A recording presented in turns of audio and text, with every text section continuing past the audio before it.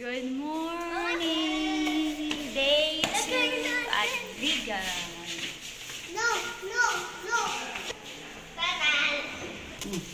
Ground. Bubata. Bakit G.I. na tindad mo? Oh, yeah! Whee! Hawakan mo siya para mag-bounce siya. Game. 1, 2, 3. Bounce.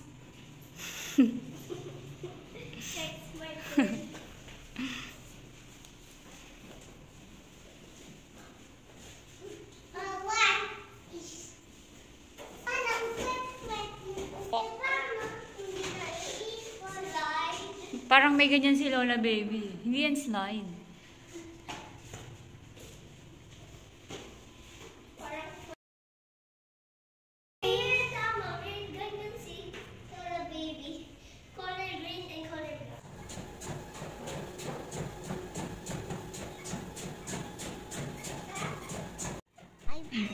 Ayan, kung ano-ano lang yung mga pinagagawa nila habang naghihintay kami. Exercise sila sa mga nakikita nila sa YouTube. Oh, di ba? Oh. Galing ni Mary.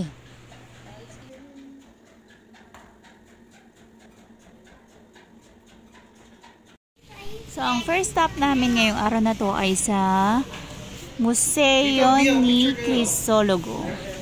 So,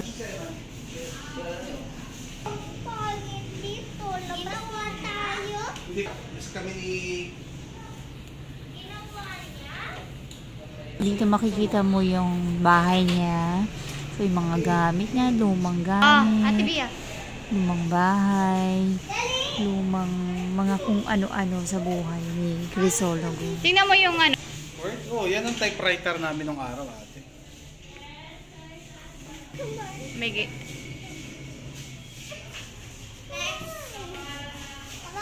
Marcos.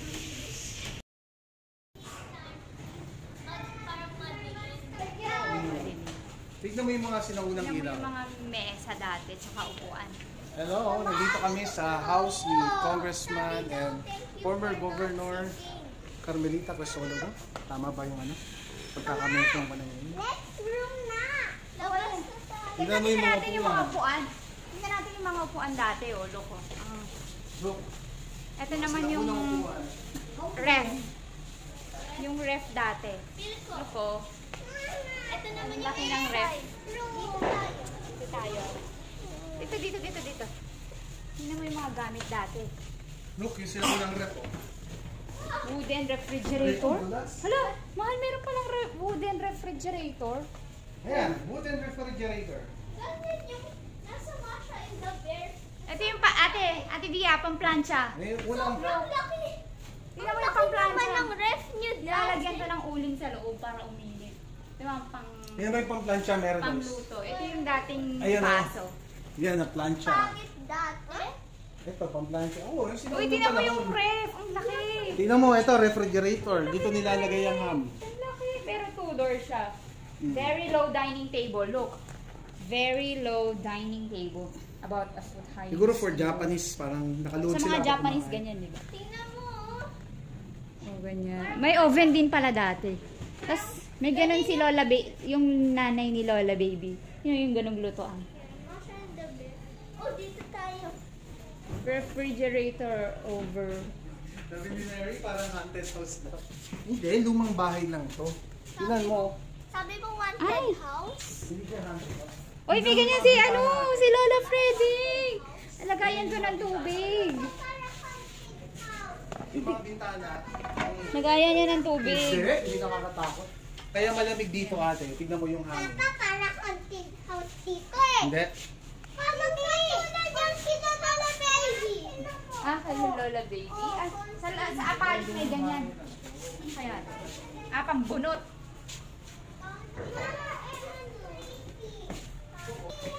Parang malapit na masira. Kita mo, may mga naman pa yung ibang alak, oh. Dali, come on. Look. Yung cabinet dati. Antique. Ayan. Meron pa ala? Mga alak. Look, oh. Our Lady of the Roses. Look, guys.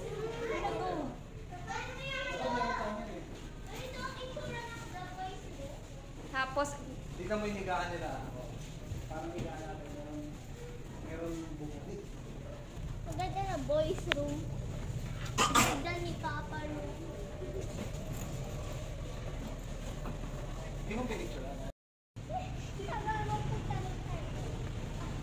Baba na kami. Ayaw ni Mary pumunta dito. Tingnan mo yung mga chandelier tsaka yung mga frame nila.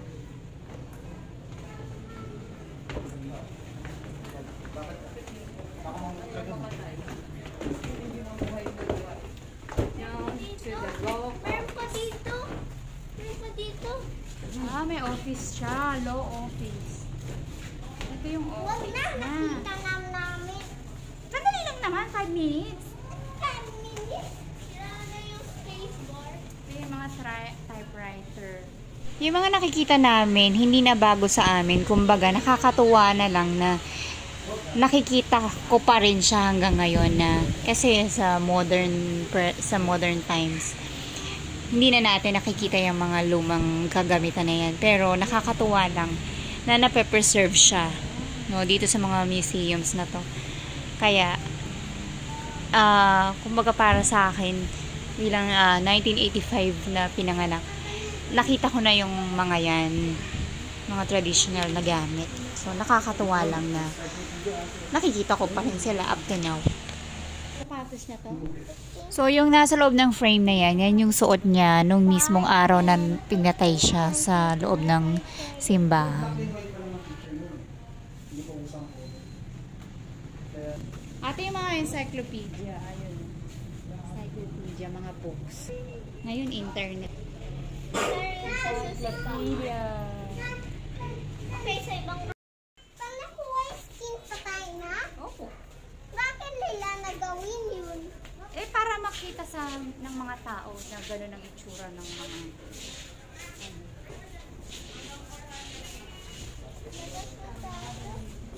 Tingnan lang natin dito. Nandun lang sila. Ayaw. Tingnan natin kung meron tayong t-shirt. Huwag na dito. Tingnan lang natin kung may t-shirt tayo makukuha.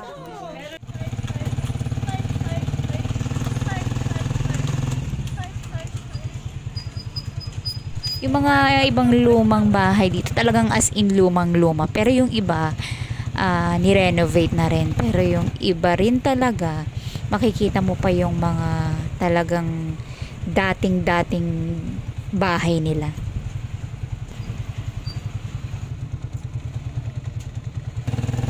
Wow.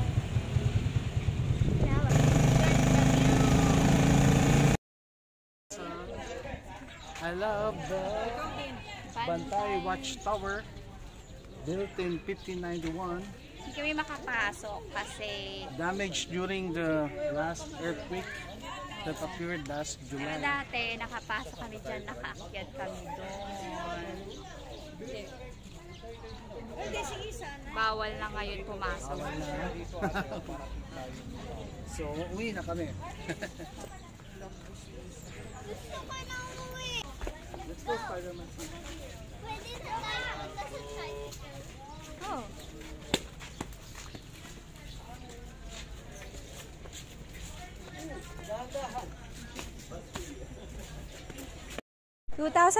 Nakapasok kami dyan sa loob ng church na yan. So ngayon, nakasarado siya. Very like. Hello, guys.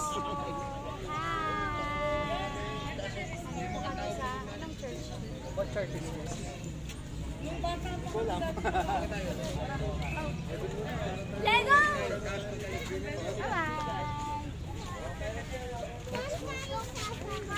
Tricycle. Ano pa rin? Tayo. Eh, papa! Lala. Eh, papa, kakarga. Hey, bababa tayo. Ayun oh. Tingnan mo yung tricycle. Hinihintay tayo. Exit. Exit. Dapat natalo yung nakaraan. Ah, okay. Akala ko hindi bawal sa kanila Kita maglaban-laban. mo nga. Ano sa damit mo?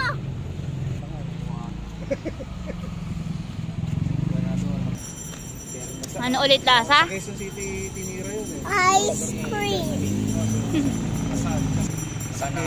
Sa Quezon City pa talaga.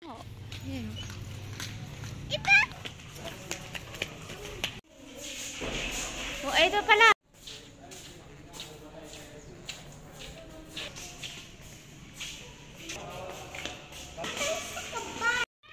Shh! Oy, baka mahulog.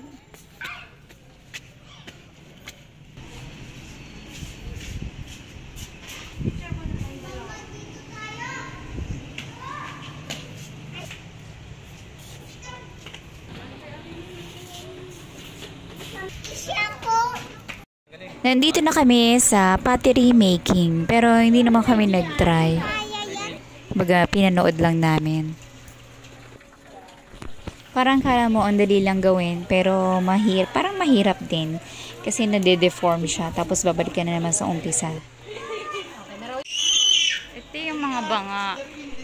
Sa totoo lang, parang gusto kong itry, kaya lang ang daming tao na gumagawa.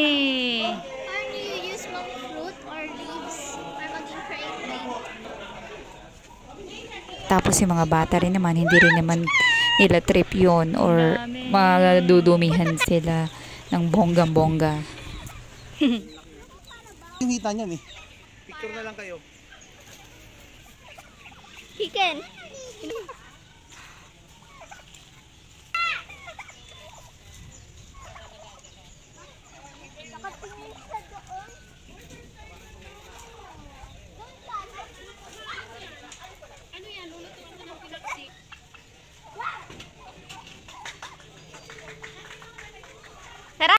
Nandito na kami sa Hidden Garden. So, alam ko dati nasunog to. So, siguro naayos na. Kasi, ito, nandito na kami.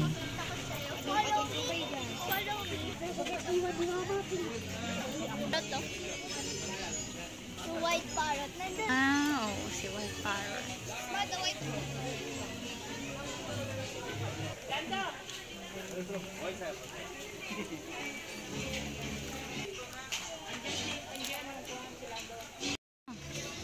Naalala ko dati, 10 years ago nung nagpunta kami dito. Memories nga naman. Wala lang, naalala ko lang.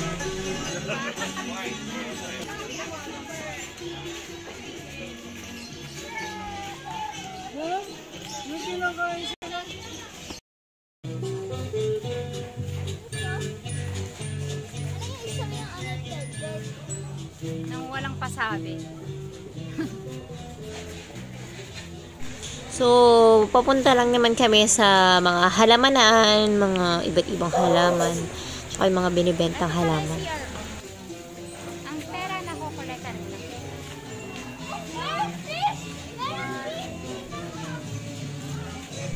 Yung mga oras na ngayon, siguro mga hapon na yan, siguro mga 3 or 4. We're here at the Hidden Garden. So, yung iba kumakain dito, pero kami, as in, bumisita lang kami, tiningnan lang namin yung place, tapos yung mga halaman, mga binibentang halaman. Way back 2013, nandito kami. Ni Papa. Kasama sila Lola Baby. Afternoon po. So, bless you, ma'am, sir. Meron pa po kami air purifier, ma'am, nag-observe. 183! Hindi po kayo nang alaman niyo, ma'am, sir. Siguro yung mga bumibili nito, yung talagang may budget at talagang yung gustong-gusto ng halaman na yun. Ang mamahal ng mga halaman dito. Grabe. Di mo akalain ganun ang presyo niya. May 10K. Meron pang more than that.